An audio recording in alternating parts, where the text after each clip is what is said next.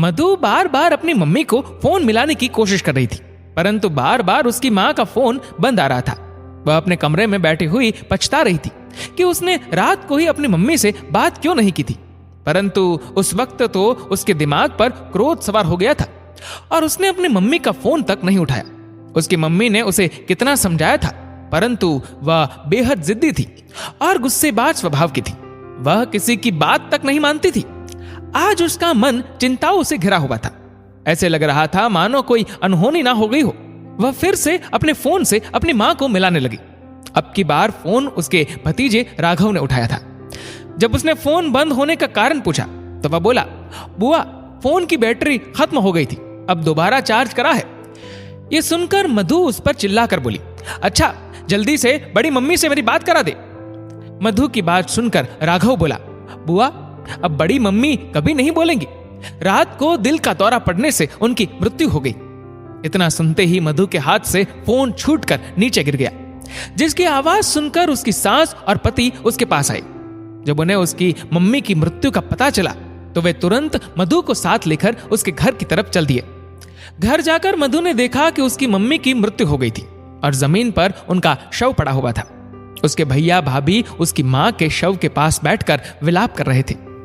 मधु भी अपनी मम्मी को देखकर विलाप करने लगी और बोली, मम्मी, आप हमें छोड़कर क्यों चली गई? मधु की बात सुनकर राघव बोला, बुआ, अब आप क्यों रो रही हो? आप तो बड़ी मम्मी के बुलाने पर कभी आती भी नहीं थी और फोन पर भी उनसे बात भी नहीं करती थी, ना ही उनका कहना मानती थी और जरा सी बात पर उनसे नाराज हो जाती थी।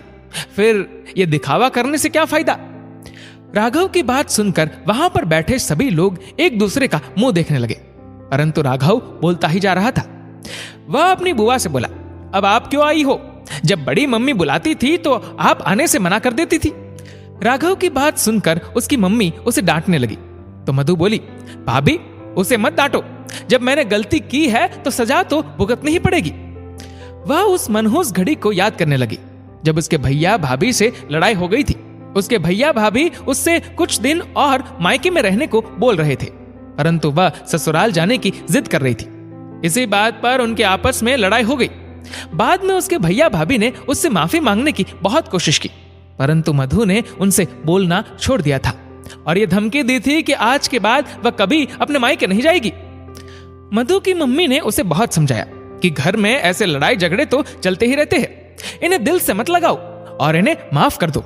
यदि तुम हमेशा ससुराल में रहोगी तो तुम्हारे रिश्तों में भी खटास आ जाएगी, क्योंकि पति पत्नी का प्यार भी तभी बढ़ता है जब रिश्ते में थोड़ी सी दूरी हो। यदि तुम हमेशा अपने पति के साथ रहोगी तो वह जल्दी ही तुमसे बेजार हो जाएगा और फिर लड़ाई तो पति पत्नी में भी हो जाती है। यदि उससे लड़ाई हो गई तो फिर तुम क्या करोगी? क्या उससे भी बोलना छोड़ देगी?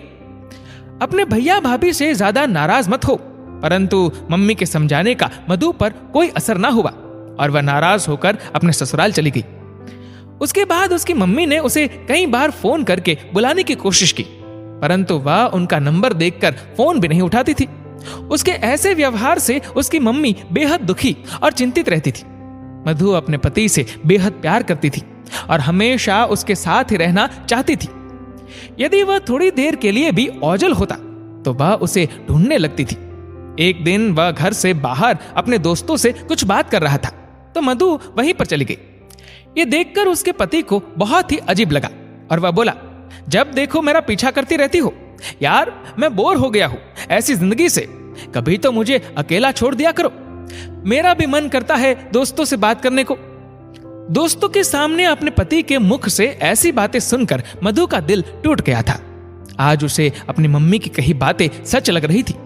वह सोच रही थी कि तभी उसकी मम्मी का फोन आ गया। वह उसे कुछ दिनों के लिए अपने पास बुलाना चाहती थी, परंतु मधु ने गुस्से की वजह से फोन नहीं उठाया। थोड़ी देर में जब उसका पति कमरे में आया तो वह मधु से बोला, तुम कुछ दिन के लिए अपने मायके क्यों नहीं चली जाती? अपने पति के मुख से ऐसी बातें सुनकर मधु सोच रही थी कि काश वह मम्मी की बात मान लेती तो उसका पति उससे इस तरह की बातें नहीं करता। ये सोचकर उसने इस बार कुछ दिन अपने घर रहने का विचार बनाया। अगले दिन जब वह अपनी मम्मी को फोन करने लगी तो वह इस संसार से विदा हो चुकी थी। मधु अब पछता रही थी कि काश वह अपनी मम्मी की बात मान लेती और कुछ दिन उनके साथ भी गुजार लेती तो कितना अच्छा होता। वह अपने भैया भाभी की भी प्रिय बनी रहती, परंतु उसकी जिद और गुस्से ने उसे सबका अप्रिय बना दिया था। उसकी आंखों से निकले आंसू भी सबको दिखावटी लग रहे थे, परंतु अब पछताने से क्या फायदा, अब समय उसके हाथ से निकल चुका था। दोस्तों, छोटी छोटी बातों पर लड़कर रिश्ते तोड़ने से सिर्फ दुख मिलता है, खुशियां नहीं।